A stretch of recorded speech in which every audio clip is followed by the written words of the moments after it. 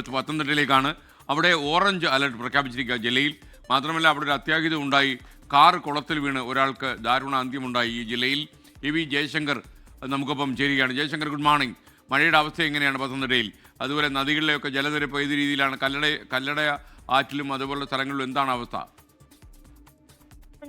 പത്തനംതിട്ട ജില്ലയിൽ ഒറ്റപ്പെട്ട ശക്തമായ മഴ ലഭിക്കുന്നുണ്ട്. ഇപ്പോൾ നിലവിൽ മൂടിക്കെട്ടിയ ഒരു അന്തരീക്ഷമാണുള്ളത്. കാര്യമായ മഴയില്ല. പക്ഷേ ഇന്നലെ രാത്രി ഉൾപ്പെടെ വലിയ തോതിൽ മലയോര മേഖലകളിൽ ഉൾപ്പെടെ മഴ പെയ്യുന്ന സാഹചര്യം ഉണ്ടായിരുന്നു. ഈ മണിമലയാറിൽ നിലവിൽ ഓറഞ്ച് അലേർട്ട് പ്രഖ്യാപിച്ചിട്ടുണ്ട്. ഈ നദീതീരങ്ങളിൽ താമസിക്കുന്ന ആളുകൾ ജാഗ്രത പുലർത്തണമെന്നൊരു നിർദ്ദേശം കാലാവസ്ഥാ വകുപ്പും നൽകിയിട്ടുണ്ട്. ഒപ്പം തന്നെ പത്തനംതിട്ടയിലെ പമ്പ നദിയിലും സമാനമായ രീതിയിൽ മഞ്ഞ മുന്നറിയിപ്പും നിലവിൽ നൽകിയിട്ടുണ്ട്. ഈ നദികൾ ഒരു കാരണവശാലും മുറിച്ചു കടക്കരുതെന്നാണ് കാലാവസ്ഥാ നിരീക്ഷണ കേന്ദ്രവും ജില്ലാ ഭരണകൂടവും നിലവിൽ അറിയിച്ചിരിക്കുന്നത്. നദികളിലെ ജലനിരപ്പ് ഏത് നിമിഷവും അപകടകരമായ രീതിയിൽ ഉയരാനുള്ളൊരു സാധ്യത ജില്ലാ ഭരണകൂടം വിലയിരുത്തുന്നു. വനത്തിൽ ഉൾപ്പെടെ മഴ പെയ്താൽ അത് ജലനിരപ്പ് ഉയരാൻ കാരണമാകുമെന്നാണ് ജില്ലാ ഭരണകൂടം വിലയിരുത്തുന്നത്. അതുകൊണ്ട് തന്നെ അത്തരത്തിലുള്ള നിയന്ത്രണങ്ങൾ ഏർപ്പെടുത്തിയിട്ടുണ്ട്. മറ്റു തരത്തിലുള്ള നിയന്ത്രണങ്ങളൊന്നും ഇതുവരെ ജില്ലാ ഭരണകൂടം പ്രഖ്യാപിച്ചിട്ടില്ല. സ്കൂളുകൾ ഉൾപ്പെടെ ഇന്ന് ജില്ലയിൽ തുറന്ന് പ്രവർത്തിക്കുകയും ചെയ്യുന്നുണ്ട്.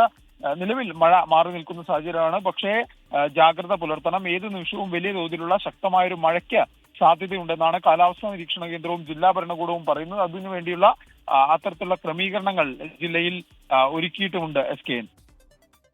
Thank you.